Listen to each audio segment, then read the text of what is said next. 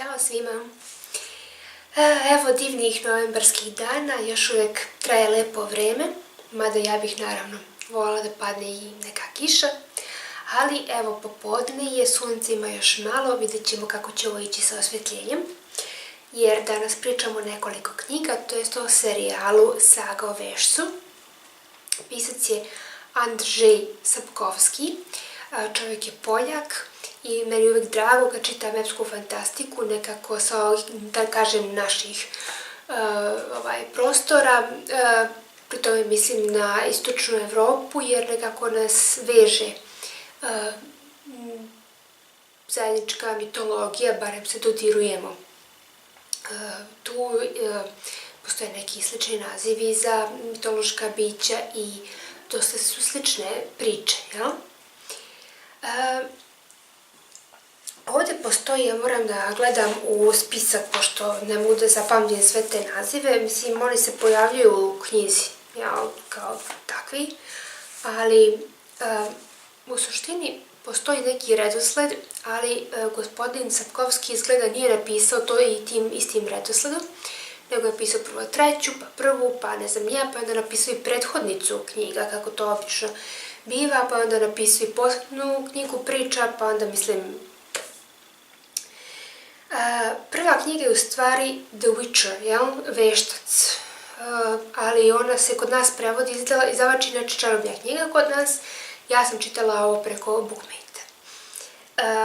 Poslednja želja, to je kao prva knjiga koju sam ja i prvo i pročitala, pa onda ide Mač sudbine, pa Krvi lenjaka, to sam sve pročitala, onda sam se vratila u nas gdje pročitala tu 0. knjigu Sezona oluja i sad bi trebala da čitam još Vreme prezira, Vatreno krštenje, onda nisam našla da je to prevedeno The Tower of Swallows i Gospodarica jezera, znači 8 knjiga ukupno. Ja kad čujem to 8 knjiga, mislim, toliko sam se ja načitala epske fantastike i serijala da zaista nemam dobro mišljenje o tome da će 8. knjiga valjati. Mislim, ajde dobro, ne mogu da sudim o svima, da generalizujem, ali nekako, ne znam da li ste primetili,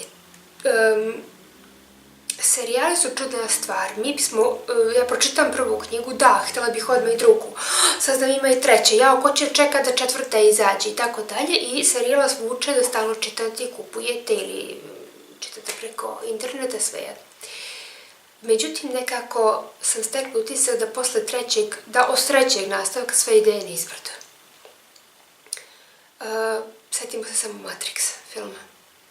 Znači, prvi film je bio Blowed my mind, da iskoristim engleski naziv, ne znam na srpskom kako bih to rekla da ne zvuči loše, a treći deo je najmanje reći dosadan. Dakle, ovako, poslednja želja, samo malo da vam nađem na tabletu kako izgleda naslovna strana. Znači, što se loše vidi, ali dobro. Poslednja želja, znači tu piše dole prvi deo Sage o Vešcu. Znači, super. U Bookmateu to ne postoji, znači u samom Bookmateu u opisu ispod slike, kad gledate knjigu pre nego što je čitate, ne postoji podatak o tome da je to prva knjiga. Ja sam morala da idem na Google, pa da tražim, pa na sajtu izdavača, pa ovako, pa onako. Znači, to je velika zamerka Bookmateu. I kad smo već kod naslovne strane, ovako izgleda poslednja želja, ovako Mač sudbine, Krvi lenjaka i Sezona oluja. Barem je to sve što sam ja pročitala. I ja kad sam videla ovo, nešto kao, pa čekaj, videla sam ja to negde, ali... Igrom slučaja našla sam se sa jednom drugaricom koju dugo nisam videla i pošto i ranije je osnova naše druženje, jedna od osnova naravno, bile knjige, ona me pita šta čitaš, sad ja kažem, čitam nešto o Andrzej Sapkowski, o nekom vešcu, ona kaže Saga o Vešcu, Geraltu, rekao jeste, pa znaš da Netflix sad pravi seriju, nemam pojma, jaoj, nemoj, užas, katastrofa, toliko knjiga, dobrih knjiga uništeno je filmovima i serijama. Mada mogu reći da sam i gledala neke filmove koji su mnogo bolje knjige, ali to bi bila sasvim druga tema. Međutim, ona kaže, postoji igrica, postoji meni samo onako, znate, kad pa bukvalno onako električni signal kroz glavu prođe i ja shvatim da sam ja to viđala ranije, da je meni to poznato, da The Witcher sam čula, da sam možda i čula da postoji neka igrica. Mislim, ja igrice ne igram već 30 godina. I nekako osjetila sam neku, ne znam, da li to imate kad imate konekciju sa globalnom svešću nekog uzbuđenja, ne znam kako to objasnim, možda je glupo. Uglavnom, poslednja želja je u stvari zbirka priča gde je glavni lik veštac Geralt koji prolazi kroz, pa tako bismo rekli, svako poglavlje posvećeno je nekoj bajci i on sad prolazi kroz tu bajku, nije baš svako poglavlje, da kažem tako.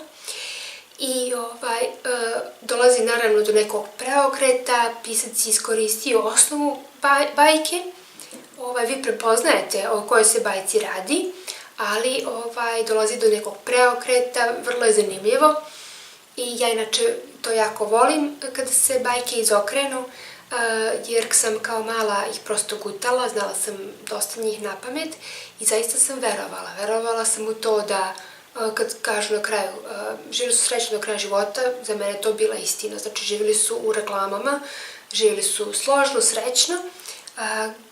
Zaista sam verovala da postoje i princeze i čak sam u trenutku izjavila da je moj otac bio nekad kralj i tako. I onda, kako sam rasla i shvatala šta je život i ljudi oko mene, onda mi je bilo jako interesantno da izvrćem te neke stvari koje prihvatamo zdravo za gotovo, jel? Kao deca ja sam verovala u sve, što mi odrasli kažu bilo je za mene tako. Ali kad odrastete, onda shvatite da to nije baš tako. To je ovako zanimljivo. Ako volite bajke, ovo je zaista dobra knjiga i zanimljiva je, ja sam je progutala, zaista mi se ovako dopala. Oduševio me taj lik tog vešca Geralta zato što je jako složen. Imamo, znači, glavne likove Geralta, imamo Yennefer, to je njegova velika ljubav, i imamo Nevena, koji je bojem i pesnik i na izgled neozbiljan, a Geralt je veštac koji je imao tešku sudbinu, kao dečaka ga je majka napustila i dala ga je u tu školu koja je bila jako stroga prema njemu, davali su mu te eliksire i on je izgleda jedini, mislim to su njim baš ne kaže, da li jedini ili neko je preživeo sve te testove i zato mu je kosa pobelala i svi ga po tome prepoznaju. Da je on Geralt iz Rivije, znači mu to nije pravo ime, niti on iz Rivije, nego je jednostavno ubao u globus u jednom trenutku prstom i odlučio se tako zove i da bude odatle. On je, mi od prvog momenta u stvari shvatamo da je on nešto specifičan. Znači kad prvi put čitamo prvu priču, on je jedan lik složen, staložen, dok su svi ostali oko njega normalni sa nekim emocijama, nekim manama. I on u stvari jako poštuje ono što su ga naučili u školi, znači živi po tom kodeksu, po nekom moralu. Dalje u knjigama kad saznamo, na primjer, da on jeste veštac, njegov zadatak je da brani ljude od čudovišta, da ubija čudovišta za novac, to je njemu izvor prihoda, jel? Ali on nije ubica u tom smislu, on kad mu ponude novac da ubije drugog čoveka, da bude, znači, naručen ubica, on to odbija. U jednom trenutku kad pogine jedan čovek, da on ne uspe da ga odbrani, njega to jede godinama, jer nije uspeo da odbrani tog čoveka i tako dalje. I mi u stvari odmah osjećamo simpatije neke prema tom liku, iako se on bavi žestokim poslom, jel? Nije tačno objašnjeno, nosi sa sobom neke eliksire da bi povećao svoju brzinu i da bi mu rane brže zacelile. Nosi 2 specijalna mača i tako dalje.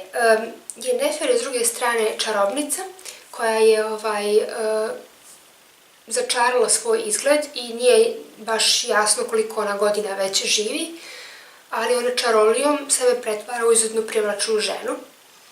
I nisam sigurna da li mi je ona okej ili mi nije okej. Kasnije u 3. knjizi mislim da je onako super. A Neven je moj omiljeni lik, on je Geraltov najbolji prijatelj, on je, kako sam rekla, bojem pesnik, on je na izgled neozbiljan, ali u suštini oni se dopunjuju poprilično, možda Geralt ne priča nikad se ne šali, ali razume humor. Znači, njih dvojica se najviše razvija, od njima dobijamo ovako fine informacije kasnije, šta još ima u njihovom biću, jel? Dobro, da vidimo još, znači tu se pojavljuje i zanimljiv lik Ukljeva. Kako sam u stvari davno gledala, sećate se Firefly i Serenity serije i filma, kad sam pročitala neku kritiku pa su rekli da super je što je Serenity sam brod, još jedan lik među ekipom, i to mi je onako baš skrenulo pažnju da pojavljuju se osim glavnih likova tihi likovi koji ne govore, to je Ukljeva, iako ona frkće, odbija, jedva radi neke stvari i tako dalje, buni se, mi u stvari dobijamo utisak da ona hoće nešto da se izrazi, jel? Tako da je ona još jedan sjajan lik, ali nije uvek isti konj. Znači, Neven baš pita Geralta, pa čekaj, zar ti nije Ukljeva izginula u tada i tada? On kaže, pa ne, ti znaš da se sve moji konji zovu Ukljeva. A da li znate uopšte šta je Ukljeva? Napišite mi u komentarima ako znate, ali nemojte da googlujete, nego samo ako znate. A ja ću možda i reći kasnije šta je. Da vidimo dalje. Pojavljuje se tu i lik Ciri ili Ciri, znači u ovoj knjigama ono je kao Ciri, a u igrici i u engleskom, kad slušam na YouTube u ovoj knjizi, ona se oslovlja kao Ciri. Rekla sam da je pisac Poljak i on je u stvari, u knjizi se pojavljuju razni gradovi i oblasti.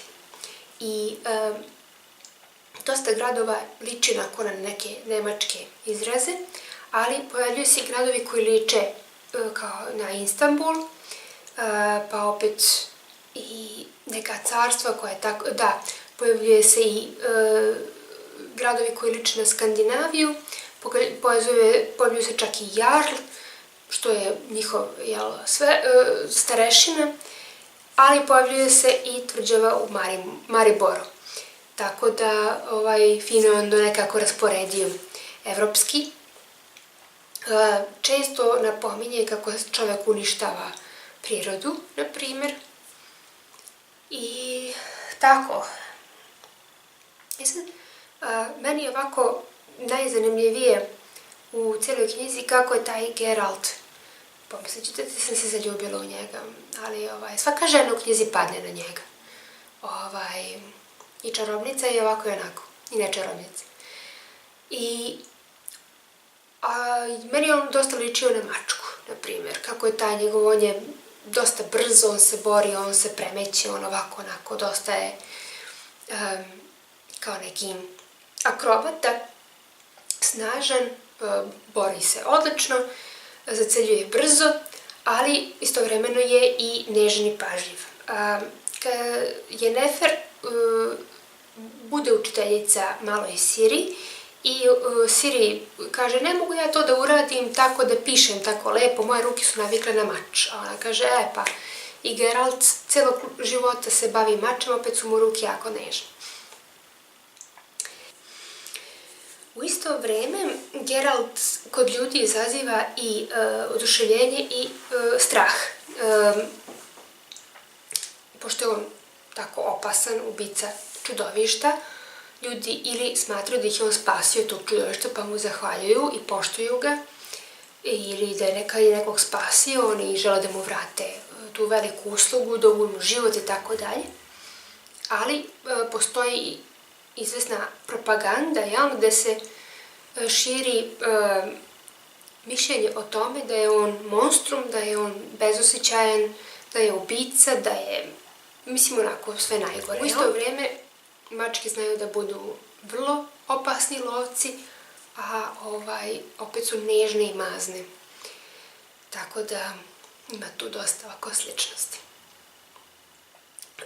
Kao što rekoh, ja sam pročitala prethodnicu knjigu i 3 knjige, sad bi trebala 4, ali nešto sam se umorila, pravo da vam kažem. Ne znam kako ću, da li ću dalje ići. Da li bih voljela da imam ove knjige u papiru? Ne. Možda prvu knjigu, pošto je ona najzanimljivija. I davno me prošla želja da imam sve knjige naređene na polici. Mislim, da, lepo je to, ali prosto nije mi to najbitnije. Eto tako, to je sve što bih mogla da vam kažem o ovoj knjizi. Da li je preporučujem? Da. Da li ću pročitati ceo serijal? Nisam sigurna. Da li da pročitate prvu knjigu? Da, i možete da stanete tu. Znači, nije, to je neka, da kaže, ipak celina sama za sebe. Da li biste mogli da pročitate 3. pa 1. knjigu? Pa valjda bi i mogli. Dan još uvijek traje. Neverovatno. Uspeli smo da snimimo za vreme dnevne svetlosti. Ćao!